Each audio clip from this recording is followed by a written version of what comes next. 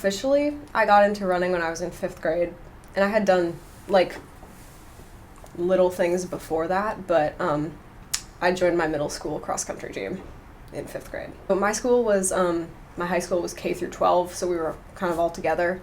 And there was a middle school cross-country team. It was 5th and 6th grade, pretty much. And they competed in a couple meets, but then in Minnesota, 7th grade is when you can start being on varsity, so you kind of just transition into that halfway through middle school. It was a little bit scary for me to, get into varsity cross country in 7th grade and immediately kind of be up there in the team. It was really exciting though. I hadn't trained before. Like I had ran, but I hadn't trained. So it was all really new to me. Racing was kind of new to me. I had raced in 5th and 6th grade, but I wasn't particularly into it. But in 7th grade, I think I really threw myself into there.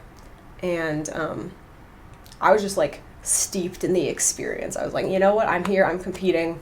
Let's go. I didn't think about it that much. So that year was really fun. It was a super varied experience through the 5 out of 6 years of 7th through 12th grade that I ran cross country. It wasn't linear. It wasn't exponential. It was all over the place. I think after being successful in 7th grade, I had a lot of anxiety going into my 8th grade year because I was like, okay, I'm back, I'm doing this again, I have to do better. And I remember writing in my journal and being like, okay, I ran a 22-minute 5K in 7th grade, so I have to run 21 in 8th grade and 20 in 9th grade and keep progressing in that way because of course you would, right? No. And I kind of was able to do that for every other year, but it didn't really happen like that. So 8th grade was definitely tough. I was probably the most anxious I've ever been before races. I remember kind of just feeling sick the whole day.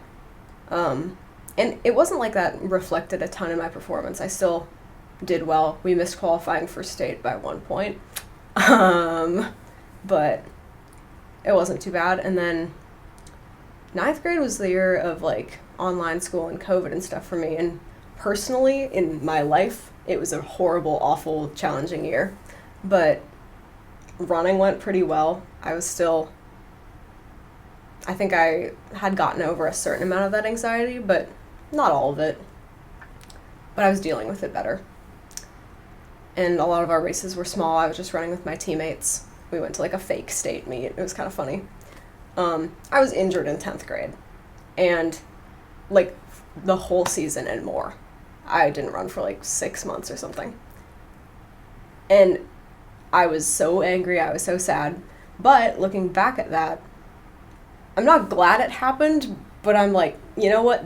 It brought me things. It made me realize that I could do things other than run in my life. And I was like, okay, I have to have another interest. I have to have another thing I can put my self-worth and confidence in. And I think after that, coming back to running, it's been up since then for the most part. Like, obviously there's been like small bumps everywhere, but it gave me a new perspective. I don't think I ever really decided in one moment. It was something in my mind, like as early as 8th grade. I remember watching videos of some girl on YouTube who ran at the University of Oregon and being like, that looks so fun, that looks so cool. I went to a couple like summer camps for running at a few different colleges. But I was kind of wishy-washy about it through 11th and 12th grade. I was like, am I willing to dedicate that kind of time? Am I feeling like I should try to, reach out to a bunch of D2 schools and see what's going on there? And I can't really think of a point that was like, yes, now I want to run in college. But when it came down to it, this is just where I ended up. This is where I wanted to be. And I think it was a good choice. I really didn't expect to be in this position of scoring every race so far. I remember doing a workout on the Oregon coast at Depot Bay early in like August and thinking, wow, I really want to be in the top 7 this year. I think it would be super awesome to run at conference and run at regionals and stuff. And here I am, I'm doing that, and that's really cool. It's really not what I expected, but I'm super happy about it. I've definitely found a couple different ways to mentally deal with the possible stress there. And really, it's something that I like love and celebrate and I'm super grateful for, but obviously it adds pressure too.